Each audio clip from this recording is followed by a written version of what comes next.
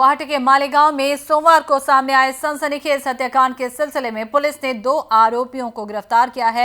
इनकी पहचान सुनील मराक और विकास मराक के तौर पर बताई गई है। सोमवार को गुवाहाटी के आदिंगरी पहाड़ी के जंगल में एक बोरी में भरा शव बरामद किया गया था। बाद में पुलिस को सूचना मिलने पर घटनास्थल पहुंचकर छानबीन शुरू की गई तो मृतक की शिनाख्त इंद्रजीत संगमा के तौर पर हुई।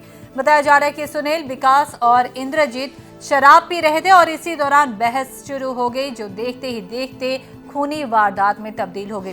सुनील और विकास ने पीट कर इंद्रजीत की हत्या कर दी और फिर लाश को छिपाने के लिए बोरी में भर दिया। इतना ही नहीं बल्कि दोनों ने लाश को एक टेम्पो में चढ़ाकर पहाड़ी से फेंक दिया था।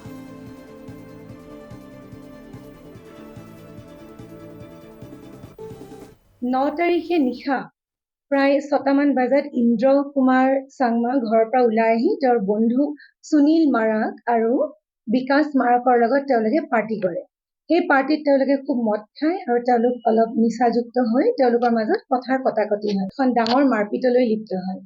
ওচৰতে থকা এডাল জোঙা লাঠিৰে ইন্দ্ৰ কুমাৰ চাংমাৰ মূৰত অতি বেয়াকৈ প্ৰহাৰ কৰে, যাৰ ফলত ইন্দ্ৰ চাংমাৰ মৃত্যু হয়। বিকাশ মাৰাকৰ টেম্পোত ইন্দ্ৰ মাৰাকৰ ডেড বডিটো এটা বগা পলিথিনেৰে বান্ধি তেওঁলোকে টেম্পোত উঠাই লৈ গৈ পাহাৰৰ ওপৰলৈ লৈ যায়, যিখন আমাৰ ব্ৰেড ফৰ একাডেমি স্কুল আছে, স্কুলৰ ঠিক পিছফালৰ পাহাৰত লৈ গৈ পাহাৰৰ ওপৰৰ পৰা তেওঁলোকে বডিটো তললৈ পেলাই দিয়ে আৰু ডেড বডিটো গৈ এজোপা গছত ওলমি যায়।